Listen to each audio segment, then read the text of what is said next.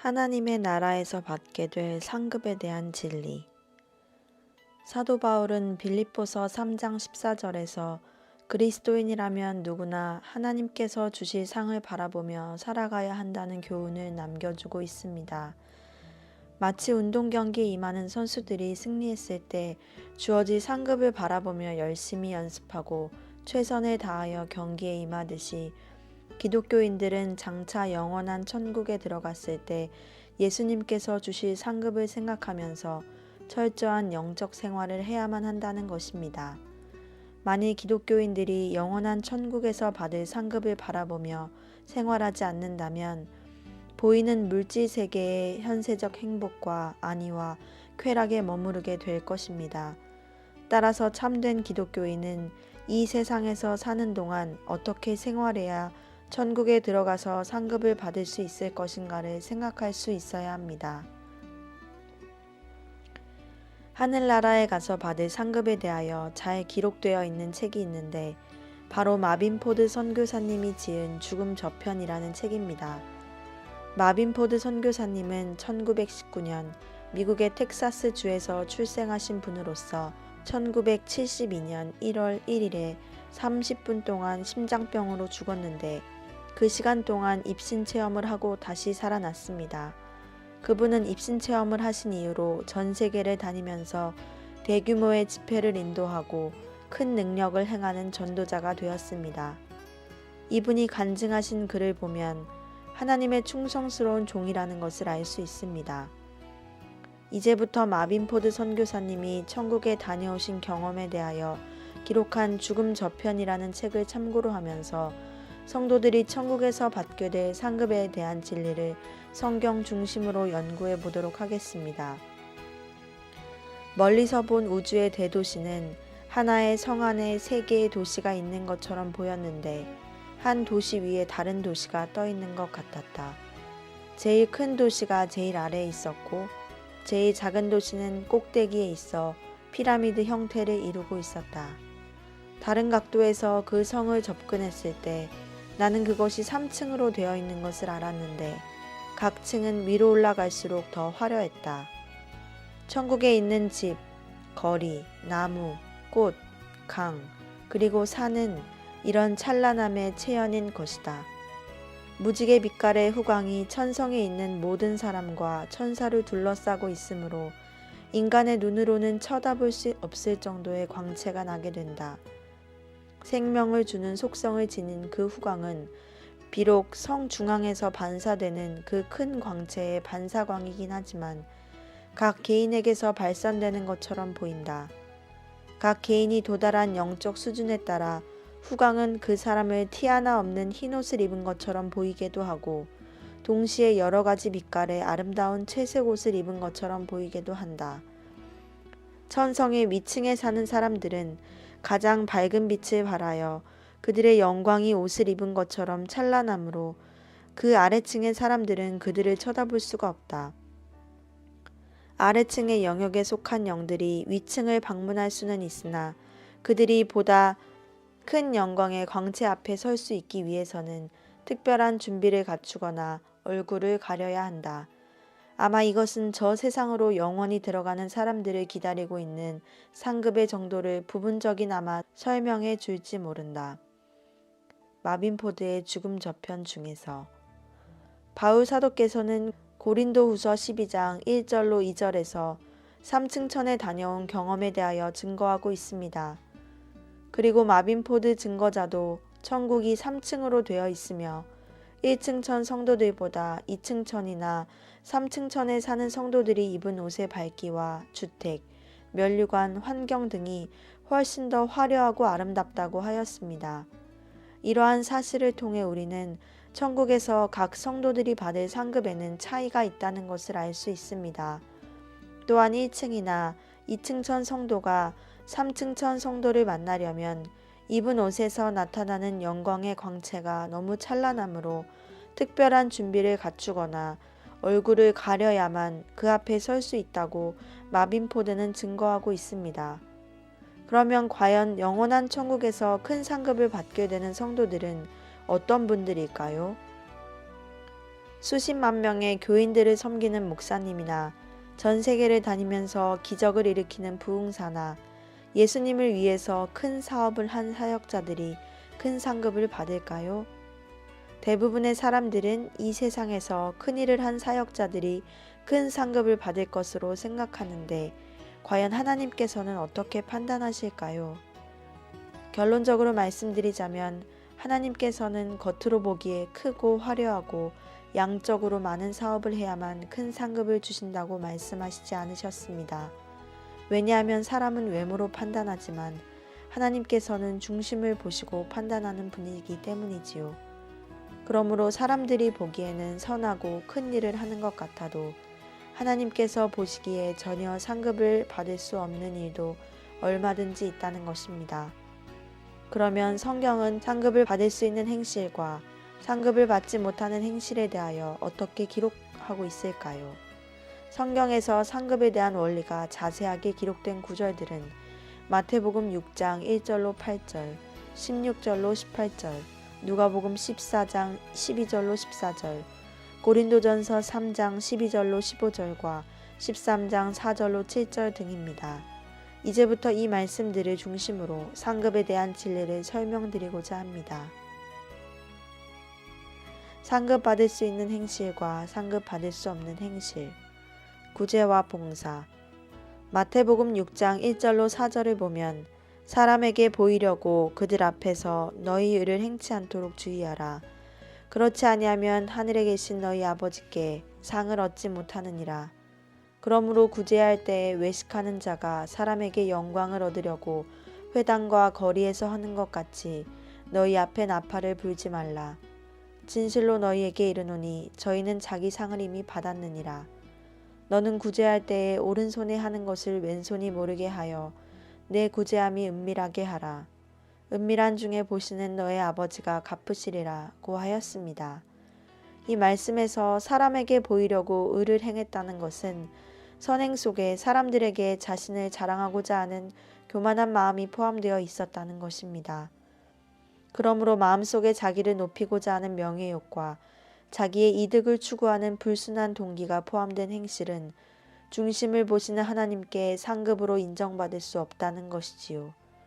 또한 땅에서 이미 상을 받았다는 것은 앞에서 말한 것과 같은 불순한 동기를 가지고 자신의 선행을 드러낸 사람은 칭찬이나 보수, 권세, 명예, 인기 등 세상에서 상을 이미 받았기 때문에 하늘에 가서 받을 상은 없다는 말씀입니다. 그러나 대가, 권세, 명예 같은 것들을 바라는 마음이 없이 하나님의 영광을 위하여 순수하게 선을 행했다면 비록 그 선행이 알려져서 사람들에게 존경과 사랑을 받게 될지라도 천국에 가서 큰 상급을 받게 될 것입니다. 실례를 들어서 설명해 보도록 하겠습니다. H 전도사님이 금식 기도원에 갔다가 그곳에서 큰 은혜를 체험하게 되었습니다.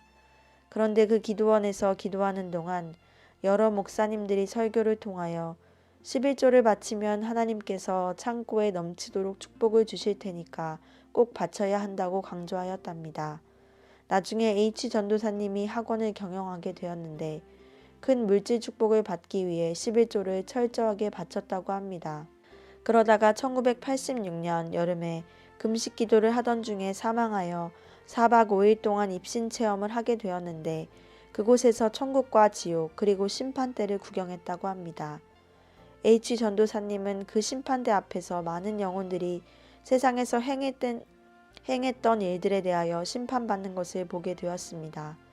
그 전도사님도 심판대에 섰는데 자신이 11조를 바친 것에 대한 상급은 하나도 없더라는 것이었습니다. 그래서 나는 11조를 꼬박꼬박 바쳤는데 왜 상급이 없습니까? 라고 따져 물었다고 합니다. 그때 위에서 내가 11조를 나를 위해 바쳤느냐, 너 자신을 위해 바쳤느냐 라고 하시는 음성이 들렸다고 합니다. H 전도사님은 그 11조가 하나님을 위해 바친 것이 아니라 자신이 세상에서 복받기 위해 바친 것이라고 하는 하나님의 말씀을 듣고 너무나 부끄러웠다고 하더군요. H 전도사님의 경우와 같이 불순한 욕심을 가지고 드린 11조나 헌금은 하늘나라에서 상급이 되지 않는다는 것입니다. 어떤 고아원에는 두 종류의 성도들이 방문한다고 합니다. 한 부류의 성도들은 평소에 고아원을 방문하지 않다가 특별한 일이 있거나 연말 연시에만 선물을 가지고 방문합니다. 이러한 성도들은 고아원을 방문할 때 무슨 교회, 여전도회, 무슨 고아원 방문이라는 현수막을 붙이고 사진을 찍어 고아원을 방문한 사실을 많은 사람들에게 자랑 삼아 알린다고 합니다. 그러나 다른 한 성도님은 매주일에 한 번씩 정한 날이 되면 어김없이 고아원을 방문한다고 합니다. 비가 오나 눈이 오나 정해진 날에는 언제나 고아원을 방문해서 어린아이들의 밀린 빨래를 말없이 빨아주고 가신다고 합니다. 고아원에서 봉사하는 직원들이나 아이들은 이 성도님을 매우 좋아하며 존경한다는 것이었습니다. 그러면 이 두 부류의 성도들 중에서 과연 누가 하나님의 나라에서 큰 상을 받을 수 있을까요? 성전을 건축하거나 이전하려고 하는 대부분의 교회들이 교인들로부터 작정 헌금을 받습니다. 목표액을 정해놓고 교인들 개인별로 액수를 분담하는 형식으로 헌금을 하게 되는데 성도들의 직분이나 입장, 체면 등이 고려될 수밖에 없습니다. 나는 장로니까 최소한 얼마 정도를 내야만 체면이 서겠지? 내가 작은 액수를 작정하면 사람들이 나를 무시하겠지? 등 사람들의 눈치를 보면서 하는 일이 많습니다. 그러나 은밀한 중에 오직 하나님만을 사랑하는 마음으로 신학 교육 사업이나 전도 사업이나 구제 사업 등을 돕는 성도들이 있습니다. 이 성도들은 은밀하게 선을 행하기 때문에 애매한 말을 들으면서도 참아야 하는 경우가 많지요. 이와 같이 오직 하나님만을 바라보면서 어려운 가운데서도 은밀한 선행을 꾸준히 하는 성도들은 하늘에서 큰 상을 받게 될 것입니다. 따라서 오른손이 한 일을 왼손이 모르게 하라는 말씀은 성도들이 구제나 봉사 혹은 사랑 실천을 할 때 사람들로부터 인정받거나 존경받기를 좋아하거나 사리사욕을 추구하지 말아야 한다는 뜻입니다. 그러므로 선한 일을 하면서 마음속에 자부심이나 자긍심을 갖고 있다면 중심을 보시는 하나님께 받을 상급이 없다는 것입니다. 그러나 자기 자신은 사람들에게 자랑하지 않고 은밀하게 선행을 하려고 노력했는데 다른 사람에 의해서 저절로 알려진 경우라면 중심을 보시는 하나님께서 그 선행을 인정해 주시고 상급을 주실 것입니다. 여자를 보고 음욕을 품는 자마다 마음에 이미 간음하였느니라. 고 하신 말씀과 같이 하나님께서는 마음속에 진정으로 선을 행하고자 하느냐 악을 행하고자 하느냐를 더 중요하게 생각하시기 때문입니다. 그러므로 성도들은 헌금을 드리거나 봉사를 할 때에도 천국에서 상을 받을 수 있도록 최선을 다해야 할 것입니다.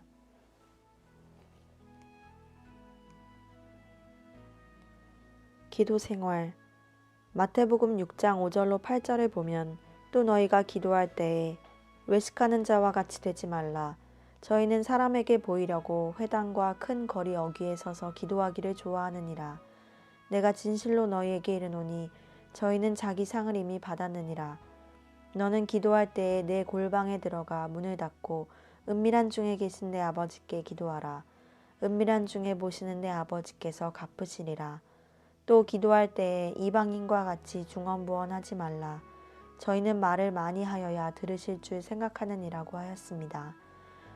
이 말씀은 하나님께서 기뻐하시는 기도 생활, 다시 말해서 상급 받을 수 있는 기도가 무엇인가에 대해서 설명하신 것입니다. 사람들은 기도할 때 말을 많이 하고 청산유수처럼 유창하게 해야만 하나님께서 기뻐하시는 것으로 생각하기 쉽습니다. 그래서 똑똑하고 유창하게 대표 기도를 하시는 분들을 부러워하기도 하지요.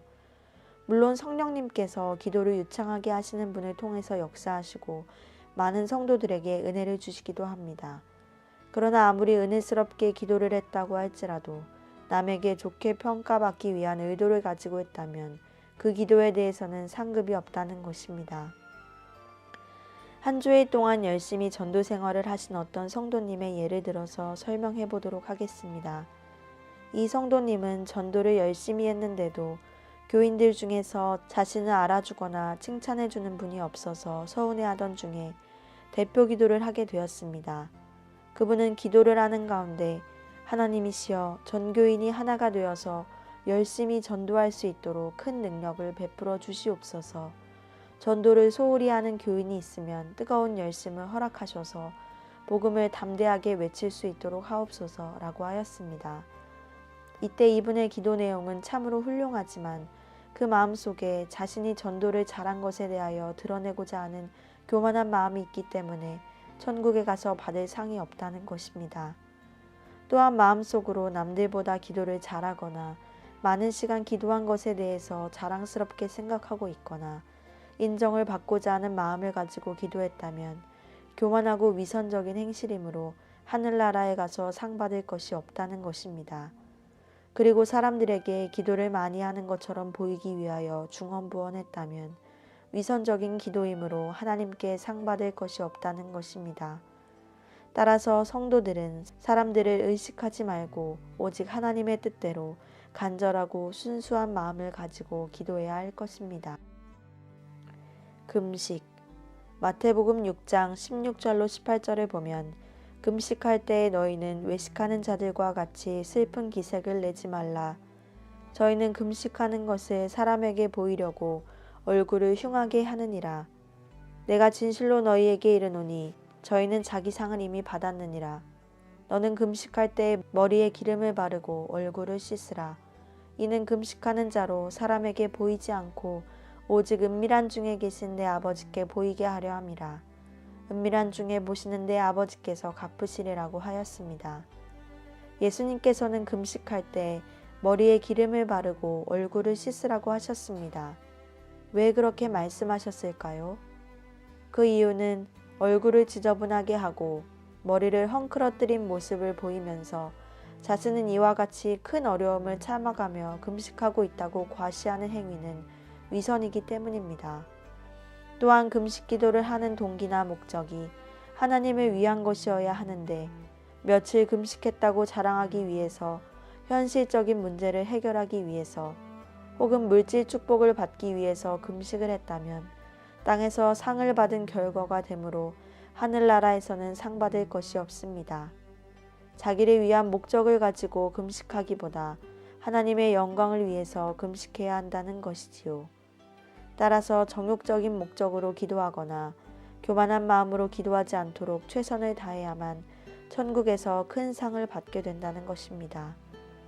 하나님께서는 사람들에게 높임을 받거나 자랑하고 싶어하는 교만한 마음을 회개하면서 은밀한 중에 금식하는 성도들에게 큰 상급을 주실 것입니다.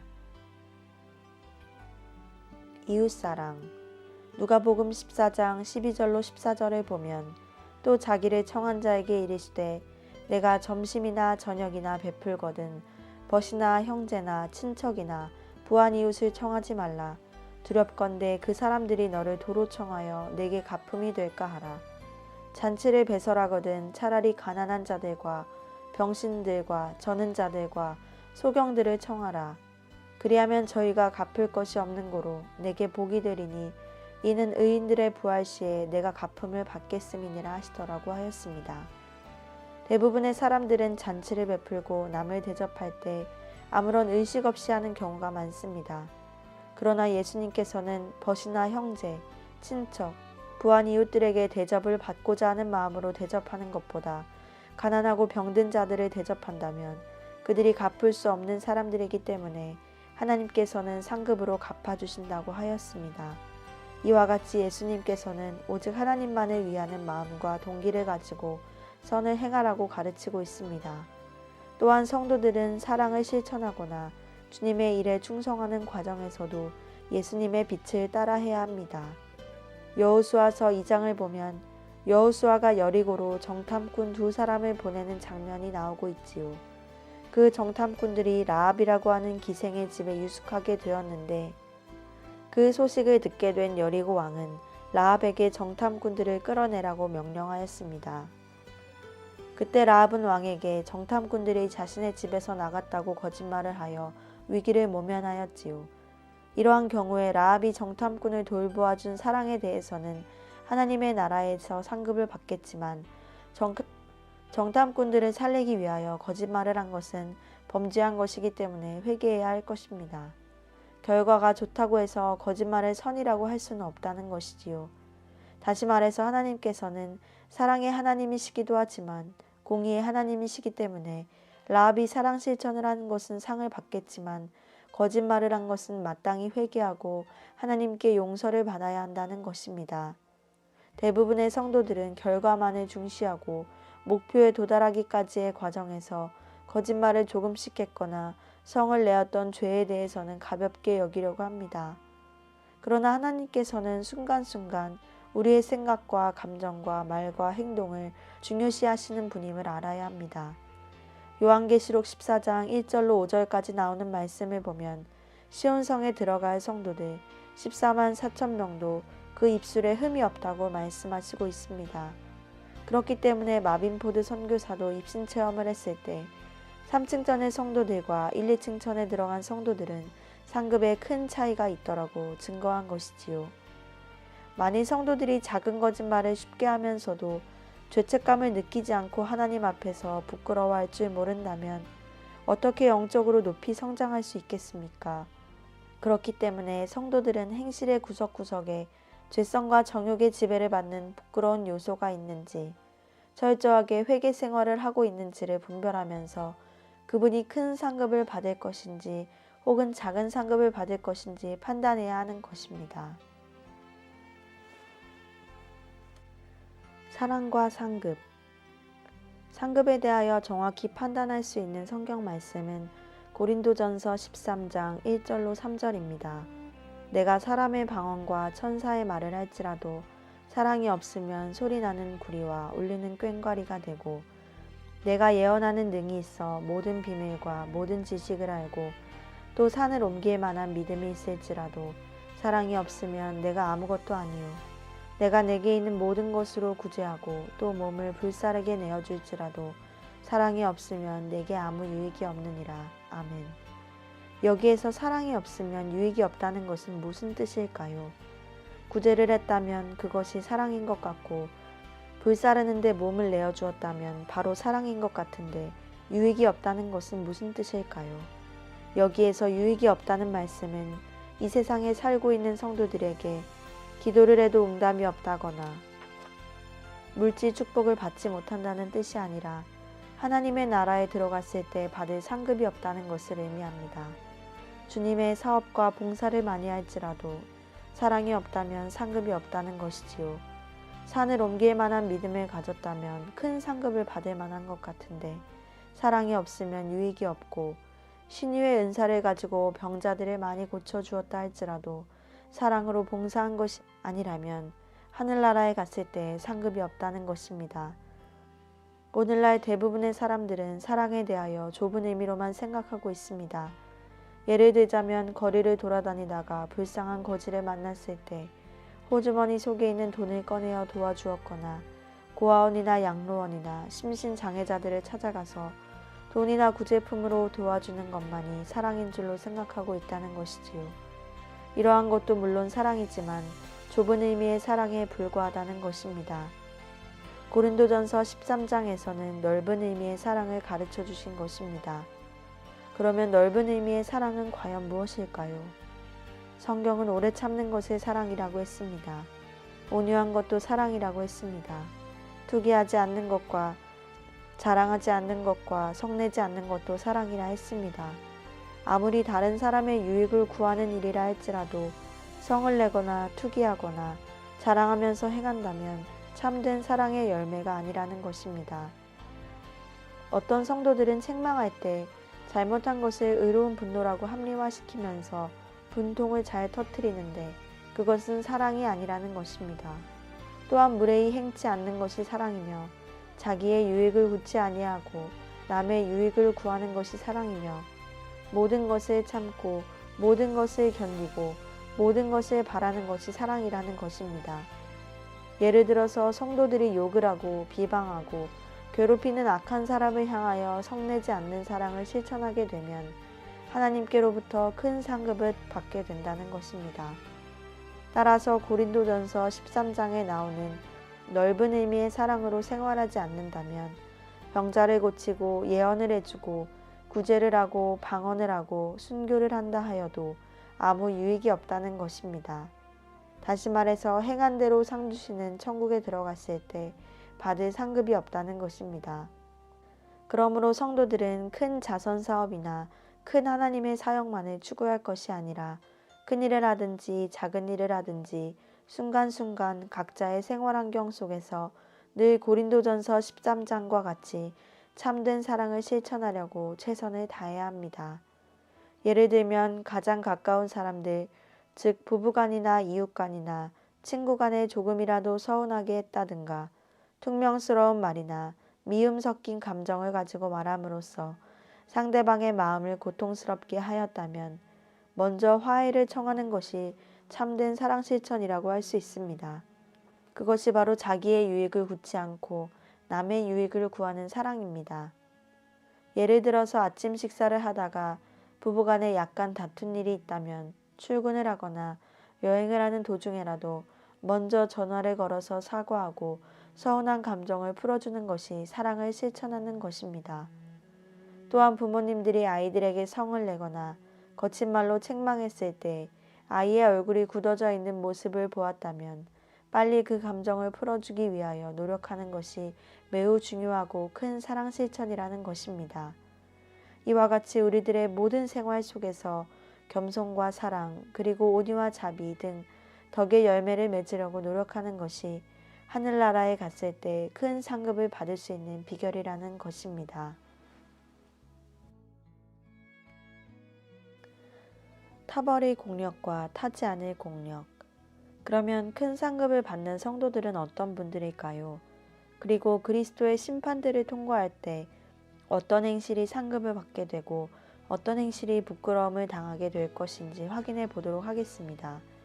고린도전서 3장 12절로 15절 말씀을 보면 만일 누구든지 금이나 은이나 보석이나 나무나 풀이나 짚으로 이 터 위에 세우면 각각 공력이 나타날 터인데 그날이 공력을 밝히리니 이는 불로 나타내고 그 불이 각 사람의 공력이 어떠한 것을 시험할 것임이니라. 만일 누구든지 그 위에 세운 공력이 그대로 있으면 상을 받고 누구든지 공력이 불타면 해를 받으리니 그러나 자기는 구원을 얻되 불 가운데 얻은 것 같으리라고 하였습니다. 여기에서 공력이라는 말씀은 공적이라는 말과 똑같은 의미입니다. 성도들이 바로 이 공력에 따라 상급을 받게 되는 것이지요. 그러므로 위에 있는 말씀을 해석해 볼 때 공력은 선한 행실을 가리켜 말합니다. 다시 말해서 예수님에 대한 믿음을 바탕으로 금이나 은이나 보석 혹은 나무나 풀이나 짚으로 공력을 세운다는 것은 성도들이 예수님을 믿으면서 선한 행실의 열매를 쌓는 것을 의미합니다. 그러므로 하나님께서 행위대로 상을 주신다는 것은 바로 이러한 성도들의 공력을 분별하셔서 상을 주신다는 뜻이지요. 또한 13절 말씀에서는 사람의 공력이 어떠한 것을 시험할 것이라고 하셨는데 그것은 성도가 믿음으로 쌓아 올린 공력을 주님께서 시험하실 때가 있다는 것을 가르쳐 주는 것입니다. 그렇다면 언제 시험을 하시며 불시험은 어떤 것일까요? 이 말씀을 해석하기 전에 먼저 알아야 할 것은 나무나 짚이나 풀로 공력을 세움으로써 상급이 없을지라도 구원을 못 받는다고 생각해서는 안 된다는 것입니다. 다시 말해서 구원은 믿음으로 받고 상급은 행위대로 받는다는 것이지요. 이제부터 성도들이 쌓은 공력을 하나님께서 시험하시는 과정에 대해 살펴보도록 하겠습니다. 고린도전서 3장 13절의 말씀은 성도들의 행실을 시험해보는 과정이 있다는 것을 알게 해줍니다. 이와 같이 시험을 받을 때 비로소 성도들의 모든 선행이 상급을 받을 수 있는 선행인지 상급을 받을 수 없는 행실인지 분별하게 되는 것이지요. 다시 말해서 겉으로 보기에는 선한 것 같지만 동기가 불순하고 이기적이며 외식적이며 허례가 가득 찬 행실이 많다는 것입니다. 또한 외모를 볼 때에는 많은 상급을 받을 사람이라고 판단이 되지만 마음속을 살펴보면 정욕적인 쾌락이나 만족을 누리고 있다는 것을 알 수 있습니다.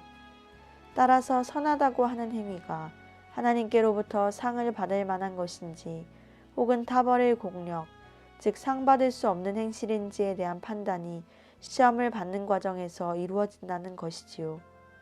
이와 같이 시험받는 과정에서 행위의 열매가 금이나 은이나 보석으로 되었다면 그 선행은 상을 받을 수 있는 공력으로 인정될 것이고, 나무나 풀이나 집같이 시험의 불 가운데서 타버릴 공력이라면 상을 받을 수 없다는 것이지요.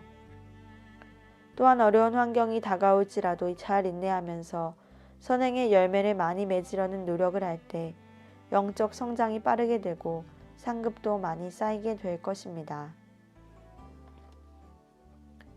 예를 들어서 성도들이 금식을 할 때 자랑하는 마음을 가지고 다른 사람들로부터 인정이나 칭찬을 받으려고 했다면 나무나 풀이나 짚으로 세운 공력에 해당되는 것입니다.